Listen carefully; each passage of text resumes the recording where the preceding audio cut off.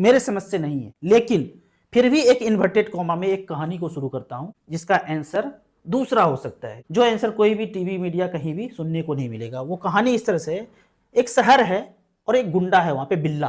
बिल्ला कुछ नहीं करता है, एक 100 रुपया का पर्ची दिया और चेले चपेटे को दिया, बोला जा खाना लेते आओ उस रेस्टोरेंट से। रेस्टोरेंट वाला मना कर दिया। ऐसे करके साइन किया, बिल्ला अपना ठप्पा लगाया और 100 लिख करके दे दिया।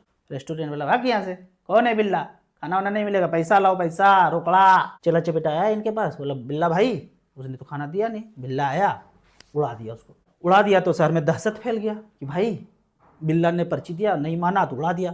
अब अगले दिन 500 रुपया और पर्ची काट के दिया, बोला बिरयानी लेके आओ। बिरयानी वाला डर से बिरयानी दे दिया। डर का माहौल तगड़ा बन गया।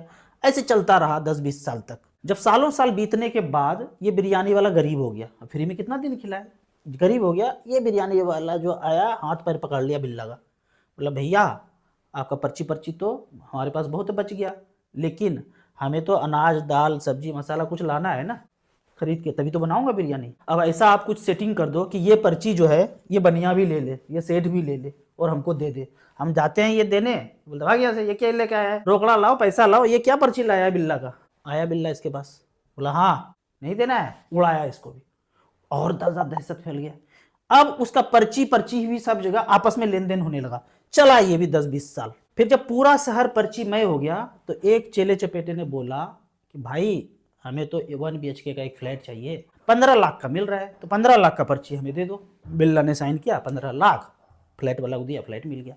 ऐसे करके चलने लगा पूरे शहर में पर्ची।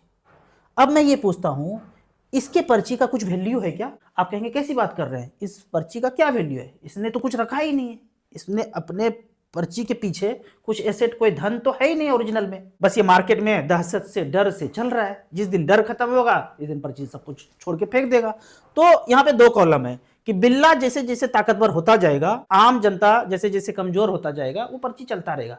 लेकिन एक दिन अगर ऐसा आएगा कि बिल्ला कमजोर होता रहे और आम जनता ताकतवर होता रहे, तो पर्ची खत्म हो जाएगा, फिर से नया बहाल हो जाएगा रोकड़ा जो चलता है।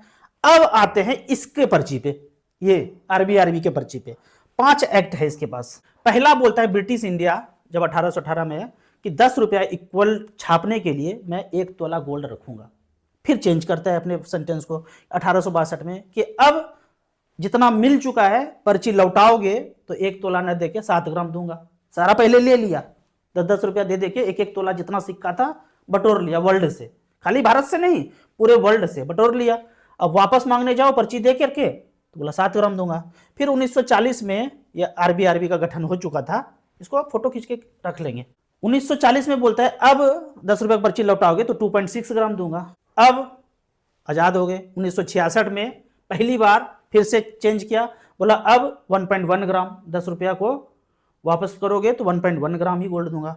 91 में मनमोहन जी ने बोल दिया कि अब कुछ भी नहीं दोगा, पर्ची अपने पास रखो। जैसे वो बिल्ला ने बोला था कि कुछ भी नहीं, पर्ची छापते जाओ, जो खरीदना खरीद लो, हाईवे खरीद लो, रेलवे खरीद लो, पोस्ट ऑफिस खरीद लो, स्कूल खरीद लो, जो भी खरीदना है बिल्ला छाप छाप के खरीदते रहेगा।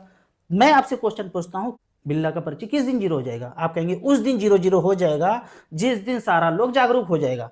तो जब जागरूक होगा, अभी क्या हो रहा है, वो हाईवे, वो रेलवे, वो स्कूल, वो हॉस्पिटल, वो रिलायंस, वो टाटा, वो गोदरेज, वो इन्फोसिस, वो ICC, वो HDFC सब पर्ची से खुल गया है और 80 करोड़ लोग गरीब हो चुका है। जिस दिन ये सब लोगों को जान में आ जाएगा कि ये रोकड़ा छापने के लिए कुछ भी नहीं रखा जा रहा है, नियम है, नियम के को फॉलो नहीं किया जा रहा है, जिस दिन ये जागरूकता हो जाएगा तो उस दिन ये जो 80 करोड़ गरीब है उन सभी गरीबों का ये चीज है इसके पास आ जाएगा। अभी जो 10, 20, 50 आदमी के पास दिख रहा है ना सूचकांक में अमीर ये है, एक्चुअल में अमीर नहीं है, वो जग्गा बिल्ला का पर्ची चल रहा है। तो जिस दिन जागरूक होंगे उस दिन इनका हो जाएगा। अब ये इन्वर्टेड कॉमा बंद करता हूं, इसको फोटो खींच के रख लीजिए और वकील से, जज साहब से, इंस्पेक्टर से, DC से, कलेक्टर से, बड़े बड़े लोग खोपड़ी जिनको ज्यादा है उनसे पूछो इसमें सही कौन सा है। 100 सेंटीमीटर का 1 मीटर होता है, अब से 70 सेंटीमीटर इक्वल टू 1 मीटर होगा, अब से 26 सेंटीमीटर इक्वल टू 1 मीटर होगा, अब से 11 सेंटीमीटर होगा, अब से 0 होगा। इसमें सही कौन सा है, असली कौन सा है? ये वाला सही है। अब मैं आपसे पूछता हूं कि इसमें असली कौन सा है? ये वाला असली है, ये वाला असली है, ये वाला असली है, ये वाला असली है, ये वाला असली है। यही वाला असली है। नियमतः सिद्धांतन यही असली हो सकता है। बात करो, बहस करो, डरपोक नहीं चाहिए। वो जज जो बैठे हैं वो डरपोक नहीं चाहिए, वो वकील जो बैठा है डरपोक नहीं चाहिए। सही में सिद्धांतन बात करे, लॉजिक से बात करे, तो यही असली होगा और कुछ असली नहीं होगा। और जब ये असली होगा तो सारा का सारा हौच पौच करके 80 करोड़ पे आ जाएगा। ये गरीब बनाया गया, गरीब